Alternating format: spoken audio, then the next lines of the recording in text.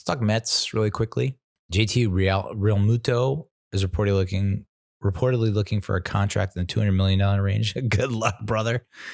More power to you. I cannot see giving that amount of money to a 30-year-old catcher, but what do I know? I'm not a huge fan of that unless it's like front loaded and there's an out for us at some point. Like I don't mind, in the next, like, because what are you looking at in terms of years and like the contract there for $200 million?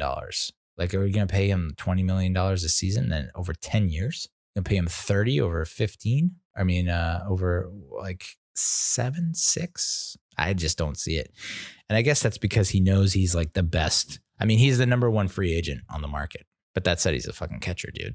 I see that number and I'm like, ooh.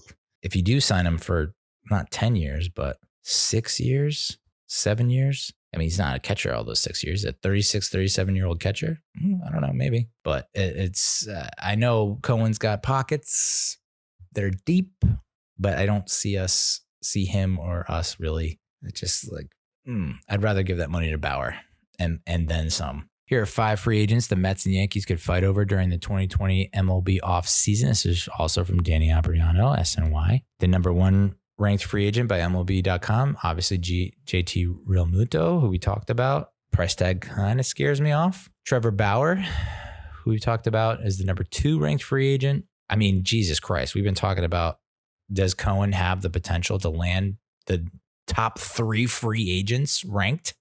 If he does, that's a coup. Holy smokes. But I would be good with 2 of the 3.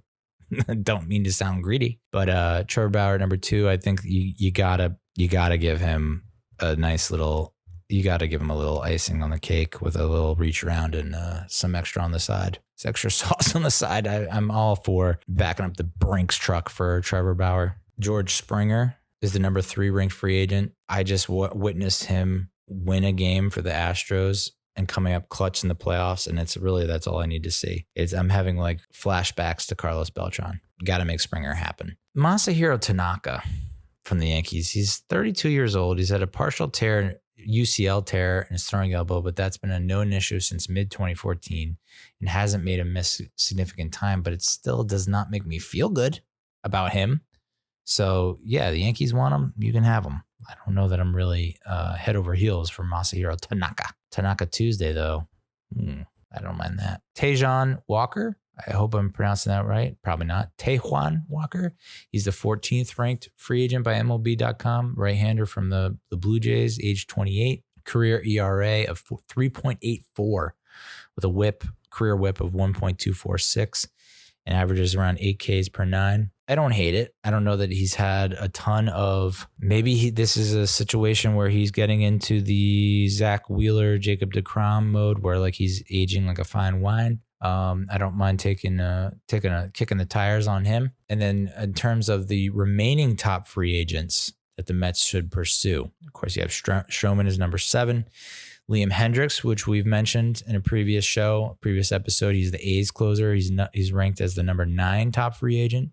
Over the last 2 seasons, he has, as of this writing, came out in September. So a 1.69 ERA and a 0.92 whip with a 6.1 K to walk ratio, which those are some very tantalizing numbers. The number 11 ranked free agent that I think the Mets could pursue, Alex Colemay, right-handed pitcher from the White Sox. He's age 32. One-time All-Star. He's going to be 32.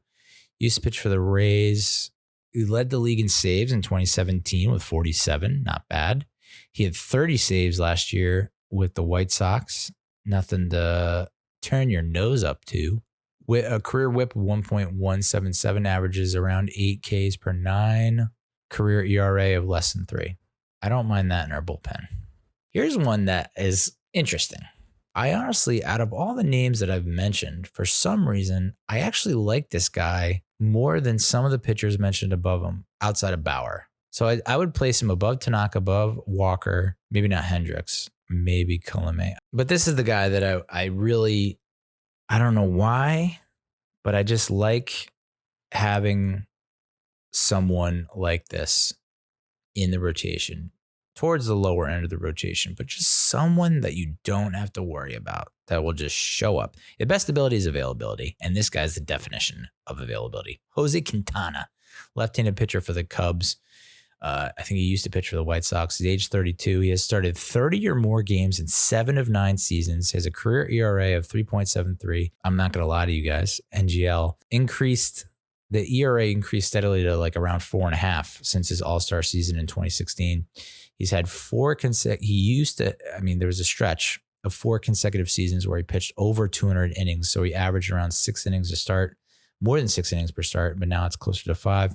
Hey, man, if you can show up for 30 some odd games, give us 5 innings each outing, and you're only giving up 2 to 3 runs over 5, let's go. That's good enough for me, considering what we went through this past season. And if you could land, Jesus Christ, dude, if you can land Bauer, Springer, either Hendricks or Colomé, and either Walker or Quintana, Jesus, I don't know how we fail. Of course, we could always find a way with the Mets,